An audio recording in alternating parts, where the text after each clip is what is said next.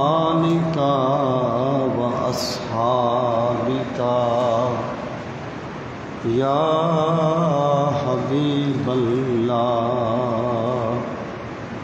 الصلاۃ والسلام علیک یا شفیع المذنبین وعلی آلک و اصحابک یا رحمۃ للعالمین۔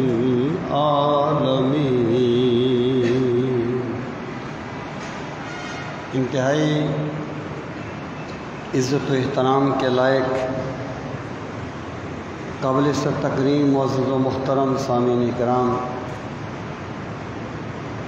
یہ محرم الحرام کا مہینہ ہے۔ سید الشہداء سیدنا امام حسین رضی اللہ تعالی عنہ اور آپ کے اعوان و انصار کی شہادت کے دن ہے۔ جمعۃ المبارک کے آج کے اس بابرکت موقع پر میں جو گزارشات کرنا چاہتا ہوں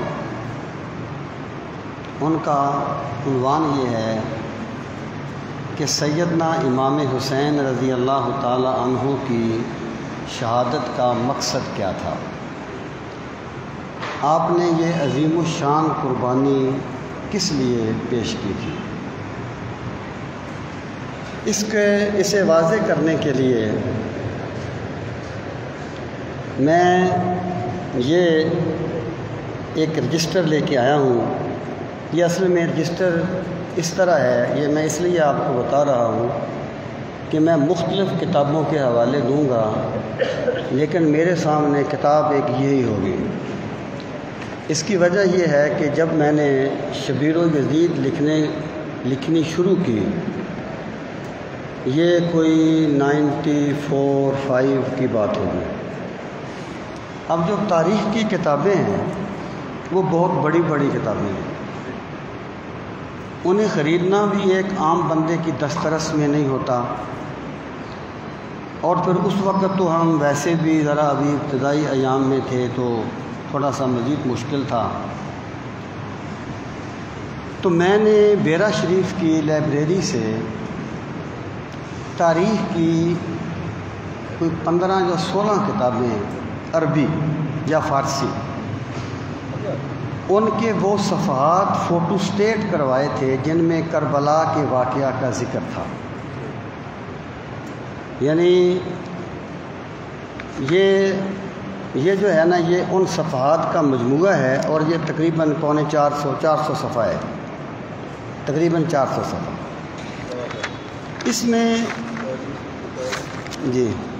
اس میں یعنی الکامل فی التاریخ ہے، البدایہ والنہایہ ہے، تاریخ طبری ہے۔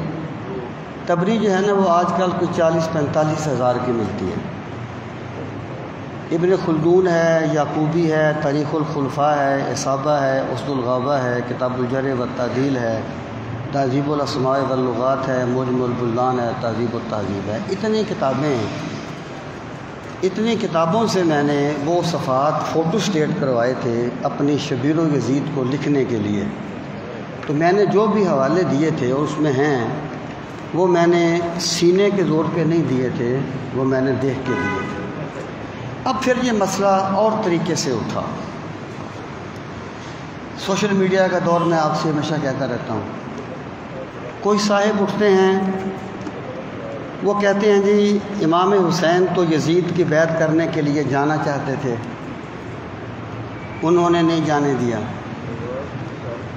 ایک اور صاحب ہیں، وہ اس پہ بڑا زور لگا رہے ہیں کہ پانی بند ہی نہیں ہوا تھا امام حسین کا، 10 محرم کو آپ نے غسل کیا اور اپنے ساتھیوں سے بھی کہا غسل کرو، تو اگر پانی بند ہو گیا تھا تو پھر غسل کیسے کیا؟ تو یہ وہ چیزیں ہیں جو میں آج کی نشست میں عرض کرنا چاہتا ہوں۔ سب سے پہلی بات یہ کہ سیدنا امام حسین رضی اللہ تعالی عنہ نکلے کیوں تھے یزید کے خلاف، یا آپ کے تشریف لے جانے کا مقصد کیا تھا؟ بات تو بڑی سمپل ہے، آپ سنتے رہتے ہیں کہ آپ اس لیے نکلے تھے کہ جو خلافت کا رشتہ ہے وہ اسلامی تعلیمات کے مطابق نہیں رہا تھا، اور ایک ایسا بندہ تخت حکومت پہ بیٹھ گیا تھا جو اس کا اہل نہیں تھا۔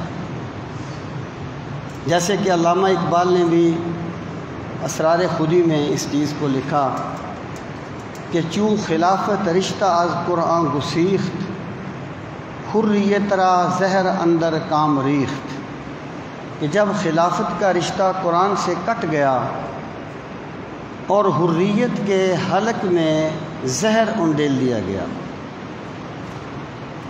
جب حریت کے حلق میں زہر انڈیل دیا گیا اور خلافت کا رشتہ قرآن سے کٹ گیا، خاص آن سر جلوہ خیر الامم چوں صحاب قبلہ باراں در قدم، تو اس وقت اس امت کا بہترین فرد حسین اٹھا۔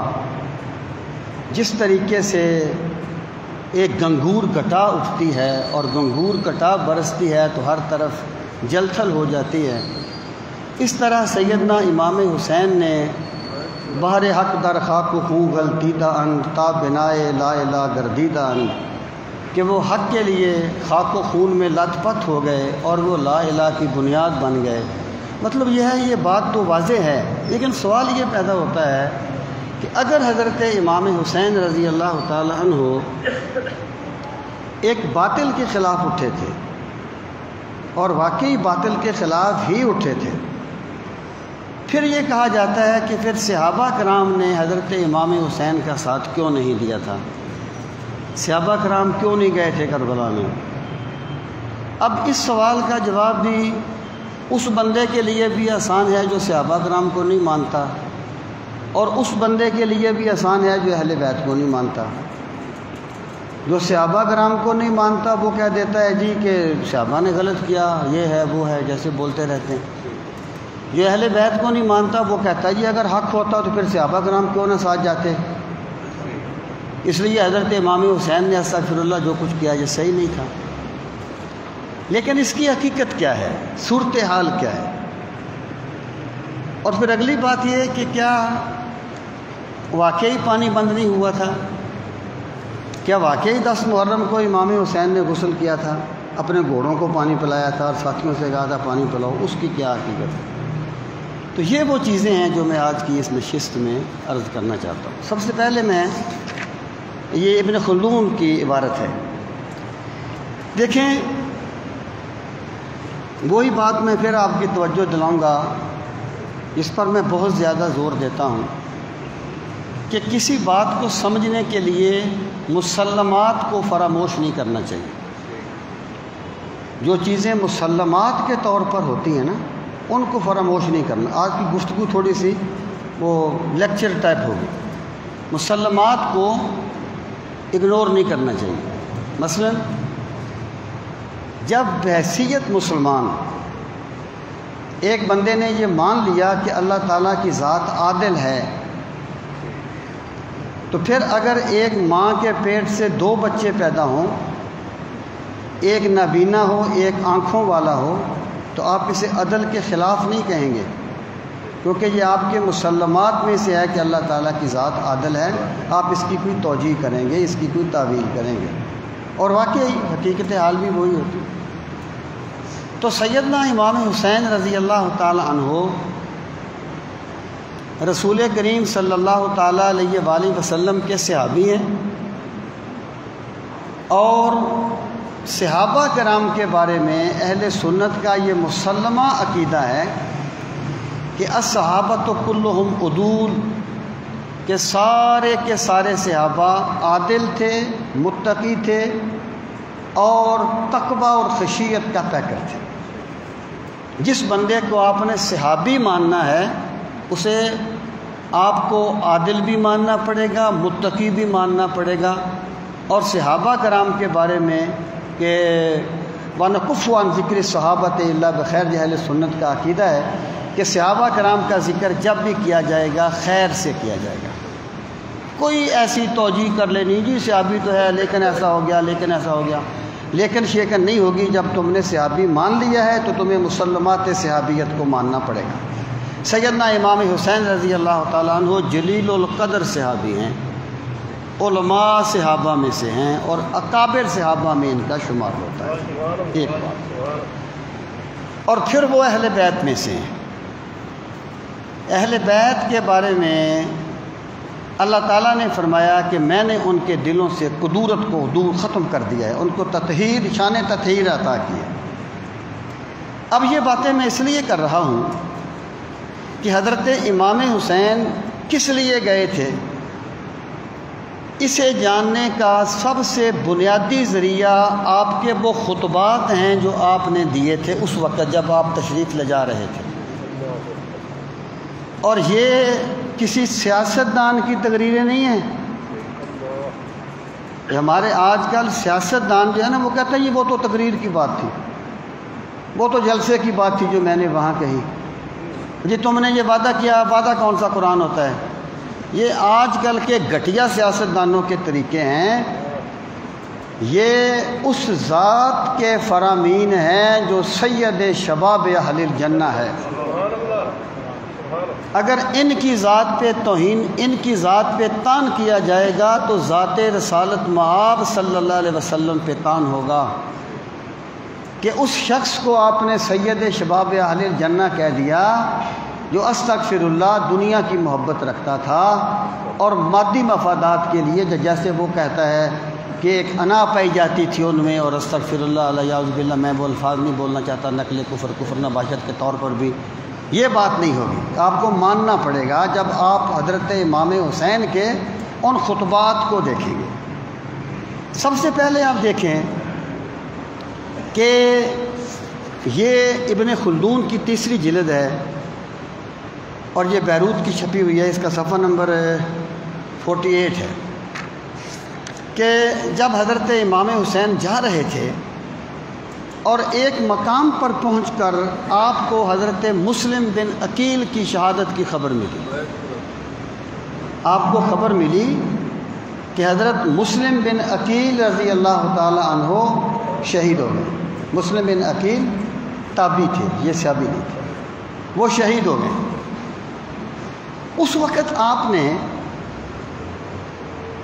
جو ارشاد فرمایا اس میں یہ، میں پورے خطبے نہیں پڑھ سکتا کیونکہ بہت لمبے ہیں. آپ نے فرمایا، لوگوں سے خطاب کرتے ہوئے فرمایا کہ لا عمری مل امام الا العامل بالکتاب. آپ نے فرمایا مجھے میری زندگی کی قسم، امام کا جو لفظ ہے نا، ویسے تو اس کو لوگوں نے بڑا خاص معنی پہنا دیا ہے نا. کوئی امام کا جو لفظ ہے اس کا معنی ہوتا ہے ما یقتدی بہ ولو کان کافرا. اس کا لغوی معنی ہے امام ہر اس شخص کو کہتے ہیں جس کو فالو کیا جائے اگرچہ وہ کافر ہی کیوں نہ ہو. قرآن میں کہا گیا نا فقاتلوا ائمۃ الکفر، کفر کے اماموں سے لڑو. یہاں لغوی معنی میں ہے کہ جو کفر کے سرغنہ ہیں، جن کو وہ فالو کرتے ہیں، جن کی وہ پیروی کرتے ہیں، ان سے لڑو. امام کا لفظ ہر اس شخص کے لیے استعمال ہوتا ہے جو کسی فن میں اتنا آگے چلا جائے کہ لوگ اس کو فالو کریں. جیسے ہم کہتے ہیں غزالی، امام غزالی، کیونکہ لوگ تصوف میں ان کو فالو کرتے ہیں. راضی کو کہتے ہیں امام راضی، کیونکہ لوگ تفسیر میں ان کو فالو کرتے ہیں. ابو یوسف، امام ابو یوسف، لوگ فقہ میں ان کو فالو کرتے ہیں. تو امام سے یہ مراد ہوتی ہے. اور امام کا لفظ جو ہے یہ حاکم کے معنی میں بھی آتا ہے، یہ خلیفہ کے معنی میں بھی آتا ہے، اور یہ امام کے معنی میں بھی آتا ہے. قرآن و سنت میں یہ سب معنوں میں استعمال ہوئے ہیں. اس پر میں بہت ڈیٹیل سے لکھ چکا ہوں. اب آپ نے فرمایا کہ لوگوں امام وہ ہوتا ہے. امام سے یہاں کیا مراد ہے؟ حاکم وقت. اس وقت جو بندہ ریاست کو سنبھالے ہوئے ہے وہ امام ہے. امام وہ ہوتا ہے مل امام امام نہیں ہوتا الا العامل بالکتاب مگر وہ جو اللہ کی کتاب پہ عمل کرنے والا ہو. یعنی خلیفہ وقت وہ ہوتا ہے جو اللہ کی کتاب پہ عمل کرنے والا ہو. القائم بالقسط انصاف قائم کرنے والا ہو، انصاف قائم کرنے والا ہو. پھر فرمایا یدین و بدین الحق، بدین الحق، اور وہ سچے دین کی پیروی کرنے والا. یعنی آپ نے ان پر یہ بات واضح فرمائی لوگوں پر کہ اسلامی تعلیمات کے مطابق وقت کا حاکم وہ ہوتا ہے جو اللہ کی کتاب پہ عامل ہو، انصاف قائم کرنے والا ہو اور دین پہ عمل کرنے والا ہو. تو میں اس لیے نکل رہا ہوں کہ یہ اللہ کی کتاب پہ عمل کرنے والا حاکم نہیں ہے، انصاف کرنے والا حاکم نہیں ہے اور دین کی پیروی کرنے والا حاکم نہیں ہے. تو میرے خروج کا جو مقصد ہے وہ کوئی مادی غرض نہیں ہے، میں ایسے حاکم کے خلاف نکل رہا ہوں جو خلافت کا حقدار نہیں ہے اور خلافت کا اہل نہیں ہے. اب آپ دیکھیں، یہ آپ نے خطبہ دیا تھا اس وقت، اس کے تھوڑے الفاظ ہیں. اس کے بعد آپ نے ایک خطبہ، ایک خط لکھا تھا اہل بصرہ کو. جب آپ راستے میں جا رہے تھے اس طرف تو آپ نے اہل بصرہ کو ایک خط لکھا، اور یہ جو خط ہے یہ تاریخ طبری ہے. یہ تاریخ طبری ہے، نہیں وہ یہ تاریخ طبری، اس کی 6 جلد ہے اور یہ بھی بیروت کی چھپی ہوئی. آپ نے فرمایا ادعوکم الی کتاب اللہ و سنت نبیہ، کہ اے لوگو میں تمہیں اللہ کی کتاب کی طرف دعوت دیتا ہوں، و سنت نبیہ ہی، اور میں تمہیں نبی کریم صلی اللہ تعالیٰ علیہ وآلہ وسلم کی سنت کی طرف بلاتا ہوں. میں تمہیں اللہ کی کتاب کی طرف دعوت دیتا ہوں اور میں تمہیں رسول کریم صلی اللہ تعالیٰ علیہ وآلہ وسلم کی سنت کی طرف بلاتا ہوں. پھر آپ نے فرمایا کہ حالت یہ ہے فَإِنَّ السُّنَّةَ قَدْ أُمِيتَتْ، اس وقت حالت یہ ہے کہ سنت کو ختم کر دیا گیا ہے، سنت کو چھوڑ دیا گیا ہے. وَإِنَّ الْبِدْعَةَ قَدْ أُحْيِيَتْ، اور بدعت کو فروغ دے دیا گیا ہے. سنت کو ختم کر دیا گیا ہے اور بدعت کو فروغ دے دیا گیا ہے. پھر آپ نے فرمایا وَأَن تَسْمَعُوا قَوْلِي، اور اے اہل بصرہ میں تمہیں کہتا ہوں میری بات سنو. وَتُطِيعُوا أَمْرِي، اور میری بات کی اطاعت کرو، میری بات مانو. اہدکم سبیل الرشاد، میں تمہیں سیدھے راستے کی طرف بلا رہا ہوں.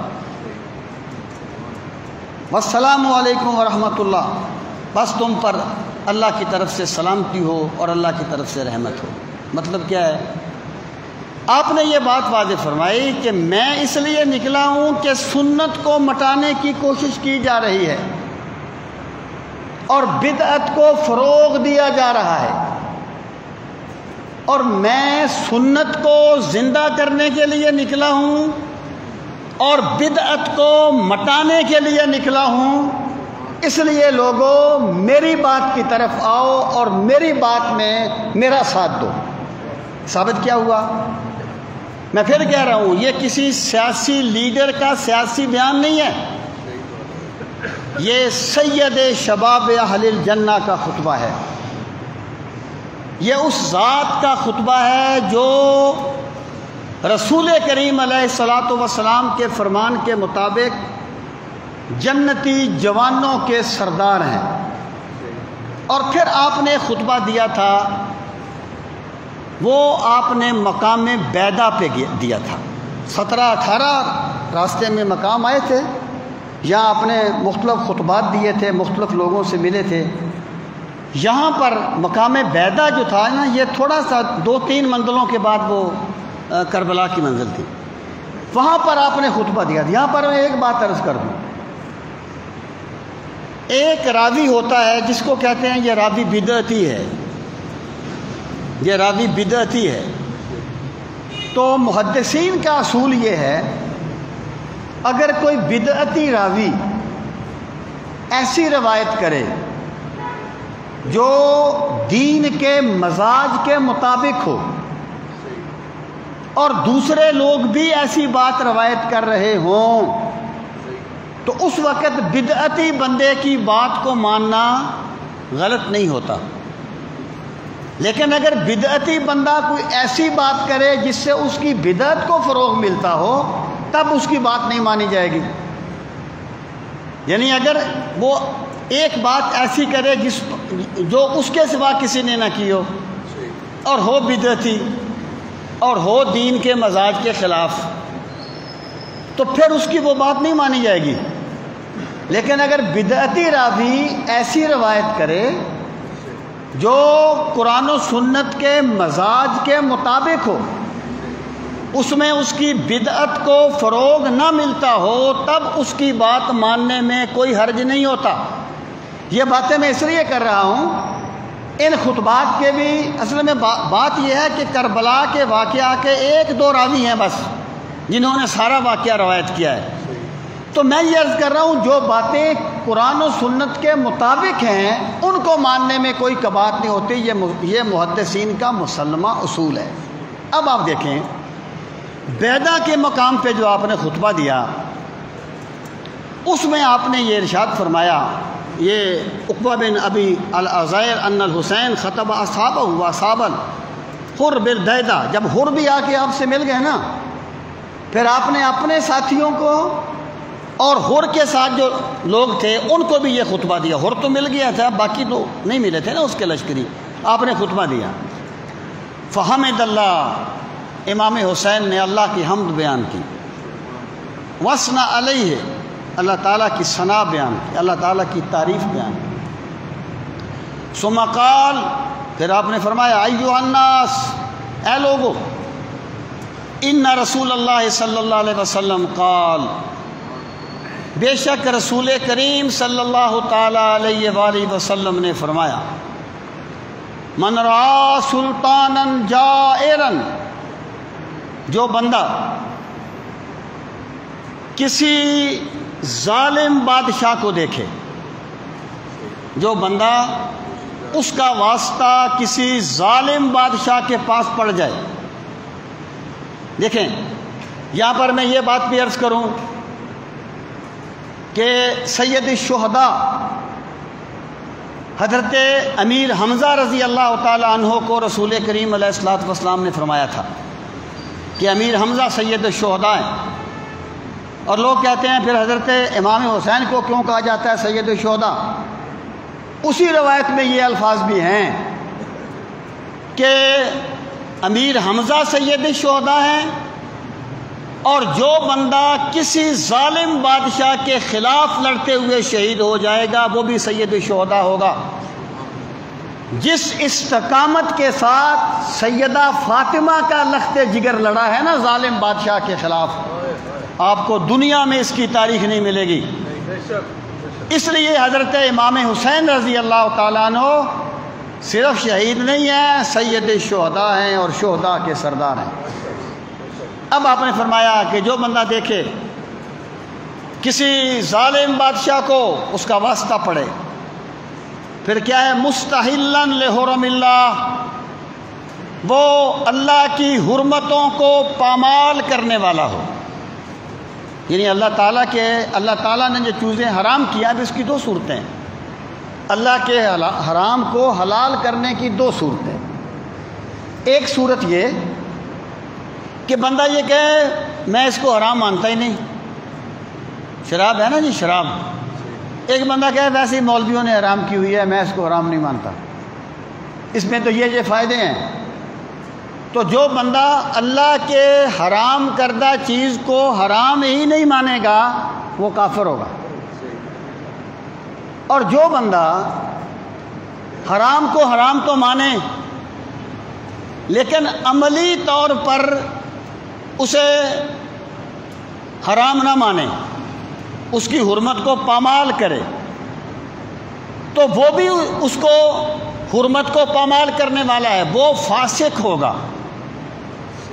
ایک بندہ اگر کہتا ہے کہ جناب چھوڑو نماز کو، یہ ظاہر کی نماز ہے، اس کا کوئی فائدہ نہیں ہے، ہم دل کی نماز پڑھتے ہیں، وہ کافر ہوگا، لزوم کفر۔ اور پھر ایک بات اور بھی یاد رکھنا، ایک ہوتا ہے لزوم کفر، ایک ہوتا ہے التزام کفر۔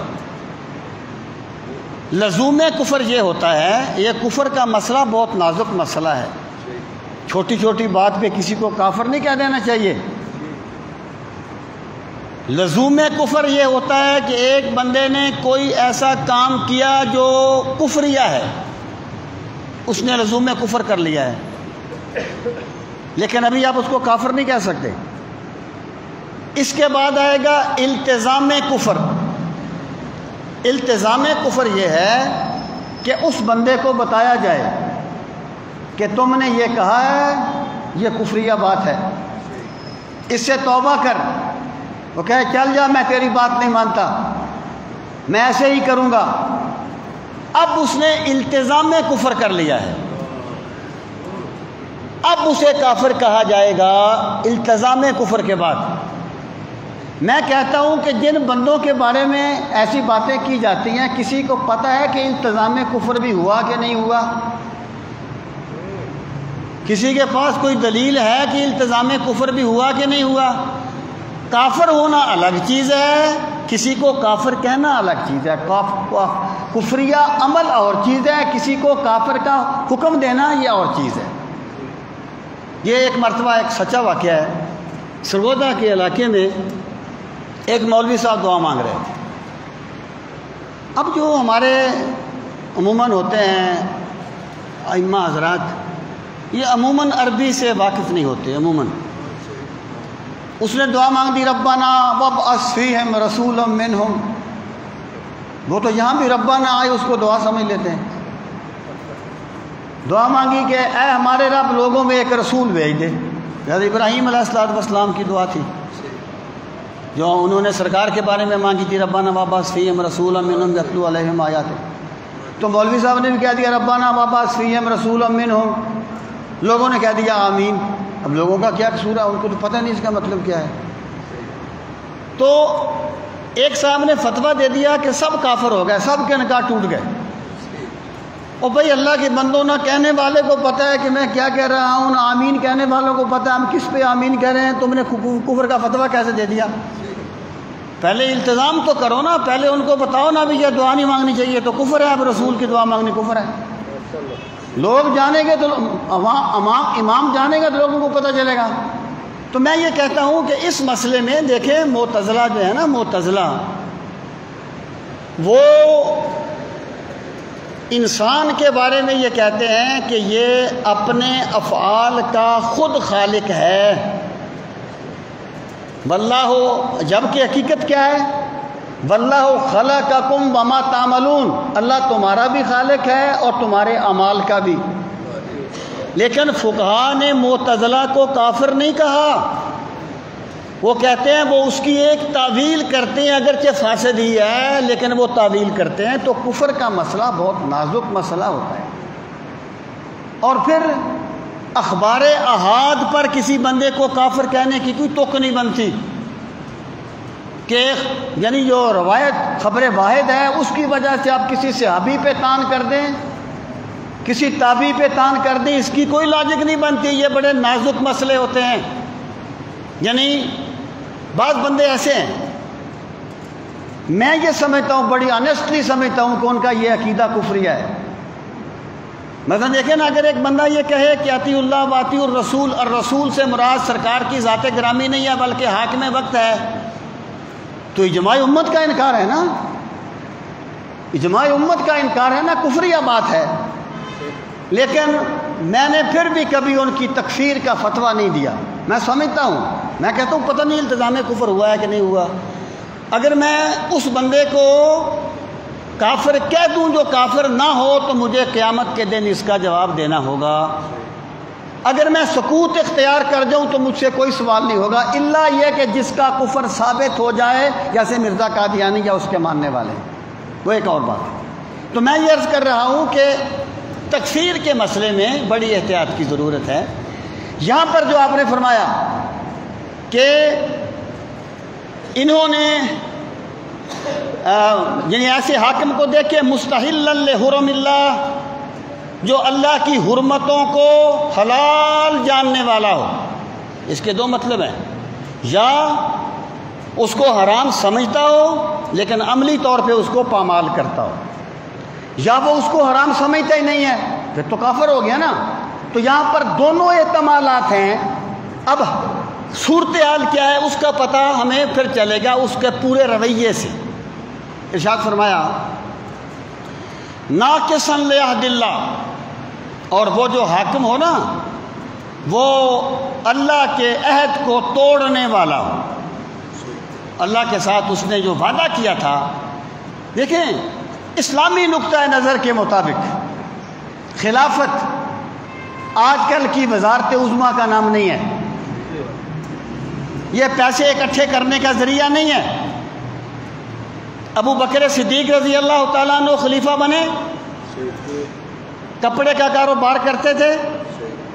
جب اسلام قبول کیا 40,000 درہم تھے ابو بکر صدیق کے پاس اس وقت، 40,000 درہم جمع جو انہوں نے اسلام کی خدمت میں صرف کیے. جب خلیفہ بنے ہیں تو کپڑے اٹھا کے بیچنے کے لیے جا رہے تھے. کسی نے کہا امیر المومنین خلافت کے کاموں میں حرج واقع ہوگا، ہم آپ کا وظیفہ مقرر کرتے ہیں. فرمایا میرا وظیفہ اتنا ہی رکھنا جتنی ایک مزدور کی مزدوری ہوتی ہے، جتنی ایک مزدور کی یومیہ مزدوری ہوتی ہے، ایک دن کا میرا اتنا وظیفہ رکھنا.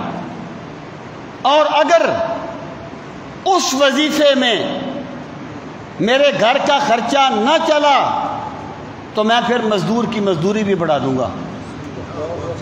یعنی ایک مرتبہ ان کی اہلیہ نے جب کچھ پیسے اکٹھے کر کے حلوہ بنا لیا نا، انہوں نے پوچھا کہاں سے بنایا؟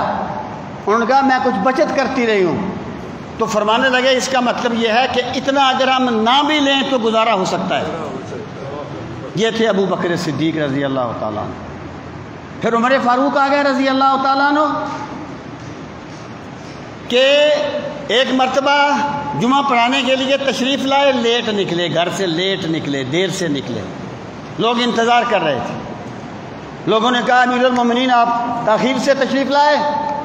فرمایا میرے پاس ایک قمیض تھی جو میں نے دھو کے خشک ہونے کے لیے پھیلائی ہوئی تھی، وہ خشک ہوئی ہے تو میں پہن کے آ گیا ہوں. یہ محمد عربی کے غلام خلفاء ہیں.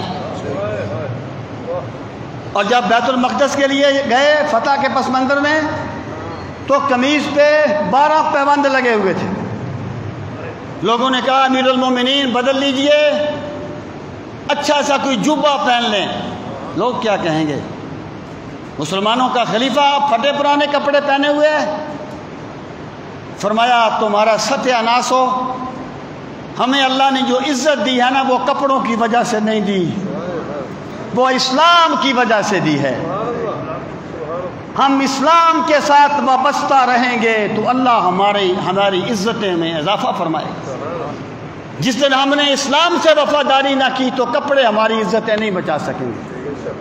عمر فاروق فوت ہوتے ہیں تو 80,000 درہم کے مقروض تھے.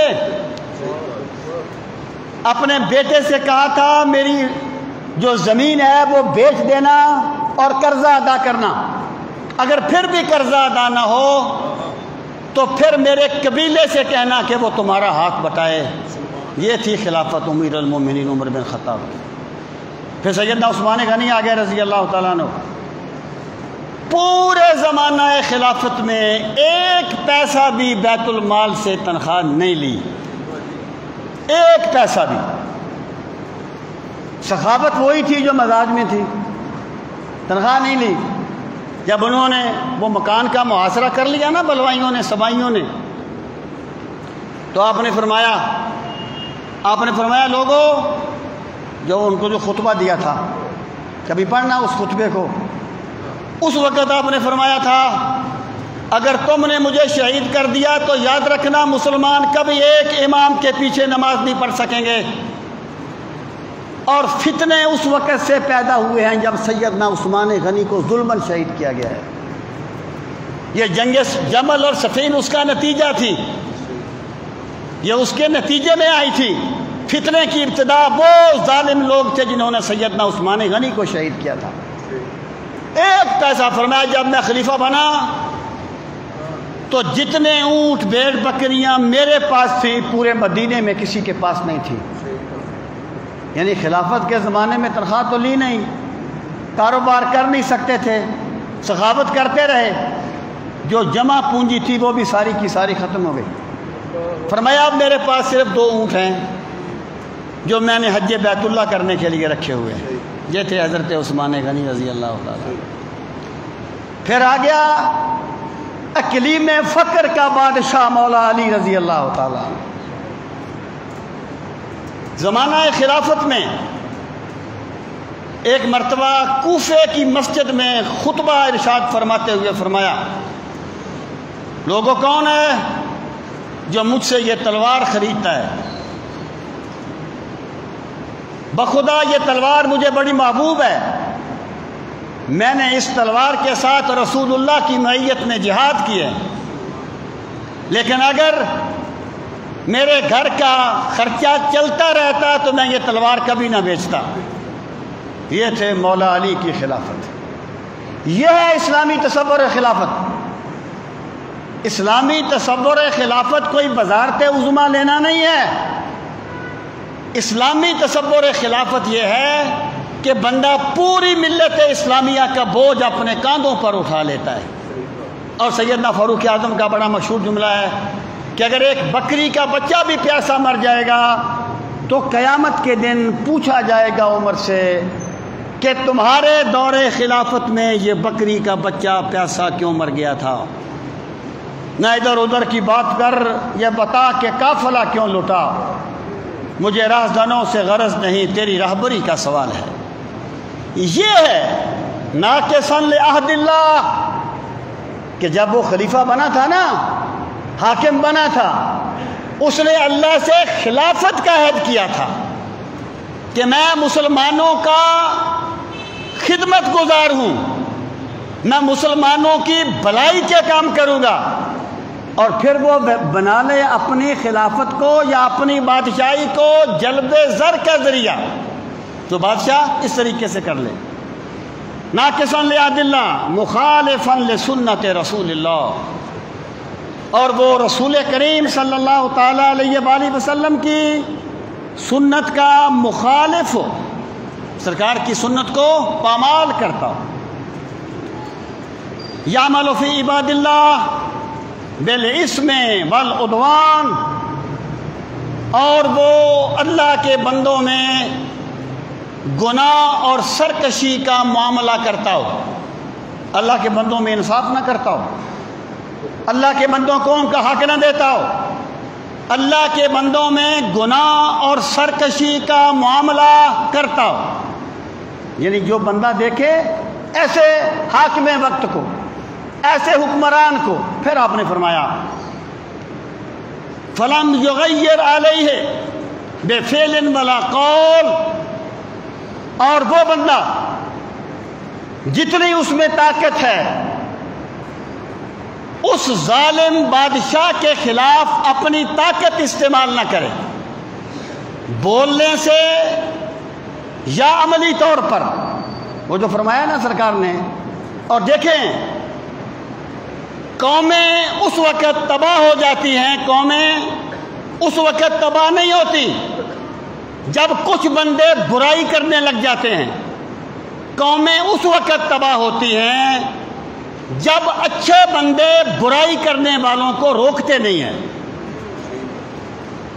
یہ جو ہے نا یہود کے بارے میں کہا گیا کانوا لا یتناہون عن منکر کہ ہم نے ان کو اس لیے تباہ کر دیا کہ انہوں نے نہی عن المنکر کو ترک کر دیا تھا۔ جب ایک قوم میں برے بندے کو اچھا ٹوکنا بند کر دیں تو وہ قوم تباہ ہو جاتی ہے۔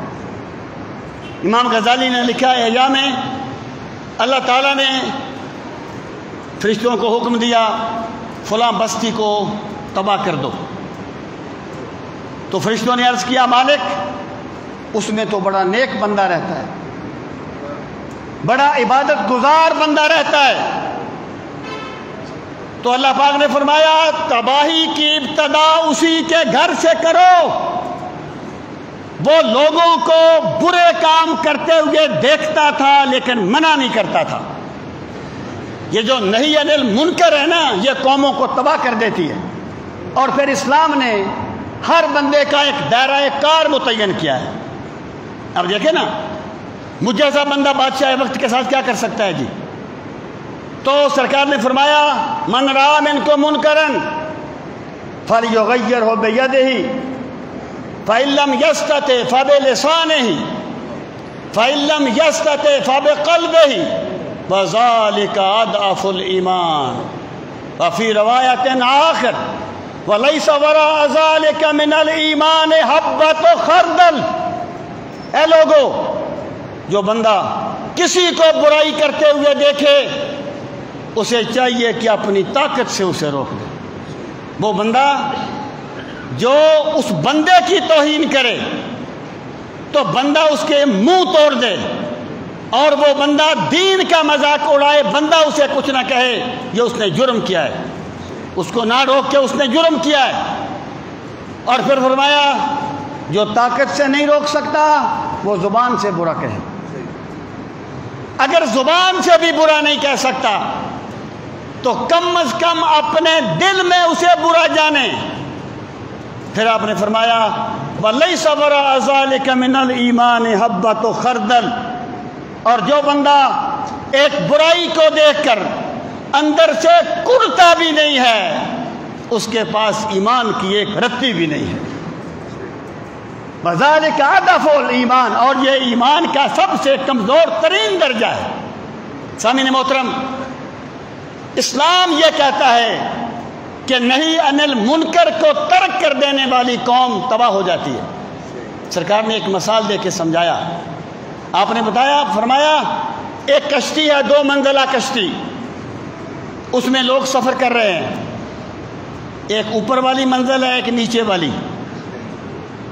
تو اوپر والی جو منزل والے تھے انہیں پانی لینے کے لیے بار بار نیچے آنا پڑتا تھا یا نیچے والوں کو اوپر جانا پڑتا تھا؟ نیچے والے پانی لینے کے لیے اوپر جاتے تھے۔ انہوں نے سوچا یار ہم جو بار بار اوپر جاتے ہیں، ہم یہاں کشتی میں ایک سوراخ کیوں نہ کر لیں، چھوٹا سا پانی ادھر آ جائے گا، ہمیں وہاں نہیں جانا پڑے گا۔ تو انہوں نے اس میں سوراخ کرنا شروع کر دیا۔ اوپر والوں نے کہا کیا کر رہے ہو؟ کہنے لگے سوراخ کر رہے ہیں کشتی میں تاکہ پانی آئے۔ سرکار نے فرمایا اگر وہ روکیں گے اوپر والے اسے، ٹوکیں گے، منع کریں گے تو وہ بھی بچ جائیں گے، یہ بھی بچ جائیں گے۔ اگر نہ روکا پانی کشتی میں آئے گا، نہ نیچے والے بچیں گے نہ اوپر والے بچیں گے۔ برائی لازم نہیں ہوتی، برائی متعدی ہوتی ہے۔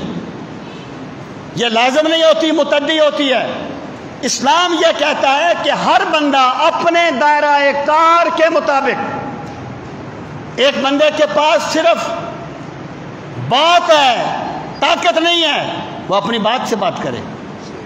ایک بندے کے پاس طاقت ہے، وہ طاقت کو آزمائے۔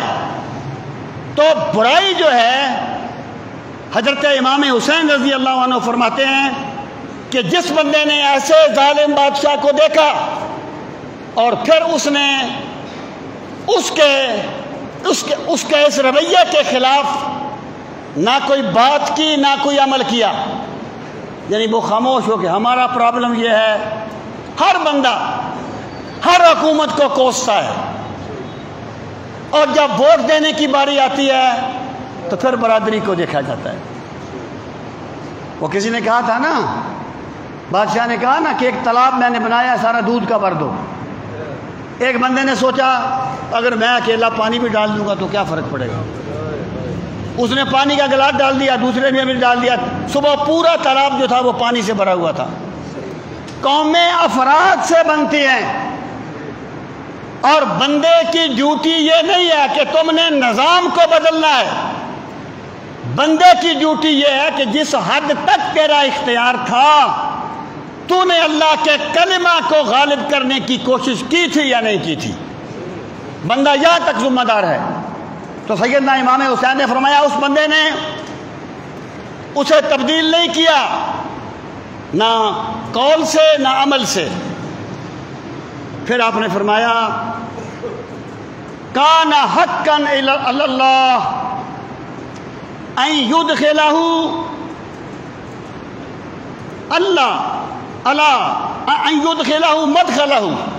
آپ نے فرمایا جو بندہ, امام حسین نے فرمایا, خطبہ ہے بیدہ کے مقام والا, جو بندہ ایسی برائی کو دیکھ کر جو کچھ وہ کر سکتا ہے وہ نہ کرے تو اللہ تعالیٰ کی یہ شان ہے اور اللہ تعالیٰ کو یہ چیز زیب دیتی ہے کہ وہ اس ظالم بادشاہ کے ساتھ اسے بھی دوزخ میں پھینک دے.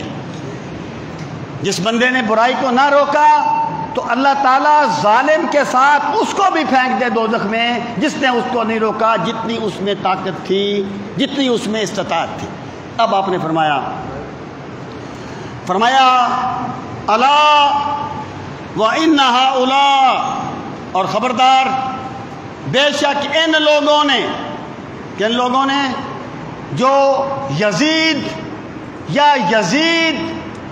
کے وہ ارباب حکومت تھے, ارکان حکومت تھے, ارباب حکومت تھے, ان لوگوں نے الا ان ہؤلاء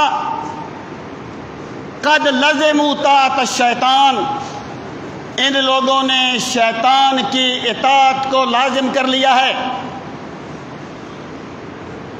وترکوا طاعت الرحمن, اور ان لوگوں نے اللہ کی اطاعت کو چھوڑ دیا ہے. پھر فرمایا وَأَظْهَرُ الْفَسَادِ, انہوں نے فساد ظاہر کر دیا ہے. وَأَطَّلُوا الْحُدُودِ, اللہ کی حدود کو پامال کر دیا ہے. کہ لوگوں نے یزید اور یزید کے ساتھیوں نے, یزید کے جو ارکان اقتدار تھے ان نے, اب دیکھیے آگے بڑھنے سے پہلے جو لوگ یہ کہتے ہیں کہ حضرت امام حسین رضی اللہ تعالیٰ عنہ تو یزید کی بیعت کرنا چاہتے تھے, جانا چاہتے تھے, مجھے بتاؤ کیا یزید اپنے کرتوتوں سے بدل گیا تھا؟ کیا یزید نے اللہ کی اطاعت کا راستہ اختیار کر لیا تھا؟ کیا اس میں تبدیلی آ گئی تھی؟ آئے دن تو اس کی سرکشی میں اضافہ ہوا ہے. جو بندہ یہ کہنا چاہتا ہے کہ استغفر اللہ, حضرت امام حسین یزید کی بیعت کرنے کے لیے جانا چاہتے تھے, گویا وہ امام حسین پہ یہ الزام لگا رہا ہے, یہ تہمت ڈر رہا ہے کہ جس کو آپ نے پہلے کہا تھا کہ یہ شیطان کی اطاعت کرتا ہے, جس کو یہ کہا تھا اس نے حدود کو معطل کر دیا ہے, جس کے بارے میں یہ کہا تھا اس نے رحمان کی اطاعت کو چھوڑ دیا ہے, تو آپ اسی کی اطاعت کرنے کے لیے جا رہے تھے. استغفر اللہ الیاذ باللہ. ذرا غور تو کیجئے اس کے مضمرات کہاں تک جائیں گے. تو آپ نے فرمایا ان لوگوں نے یہ طریقہ اختیار کر لیا. پھر فرمایا وَاسْتَأْثَرُوا بِالْفَيْءِ, اور ان لوگوں نے مال غنیمت کو ذاتی جاگیر بنا لیا ہے. ذاتی جاگیر, جبکہ خلافت اسلامیہ میں غنیمت یا جو بیت المال ہوتا ہے وہ کسی حاکم وقت یا خلیفہ وقت کی میراث نہیں ہوتا. وہ سیدنا فاروق اعظم دوپہر کے وقت ایک اونٹ کو ہانک کے لا رہے تھے.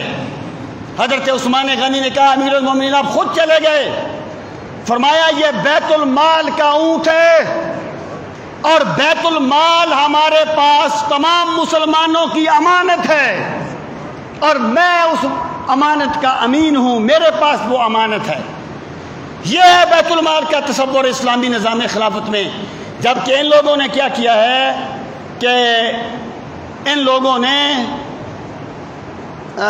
جو بیت المال ہے وَاسْتَأْثَرُوا بِالْفَيْءِ، ان لوگوں نے مال غنیمت کو اپنی ذاتی جاگیر سمجھ لیا ہے. اس کے بعد بھی خطبہ بھی جاری ہے، اس میں وقت ختم ہو گیا ہے، تو یہ بات میری ادھوری رہ گئی ہے. میں یہ خطبہ اگلے جمعے پر مکمل کروں گا انشاءاللہ، اور پھر واضح ہوگا کہ امام حسین کس لیے تشریف لے گئے تھے کربلا میں. اللہ تعالی ہم سب کو سید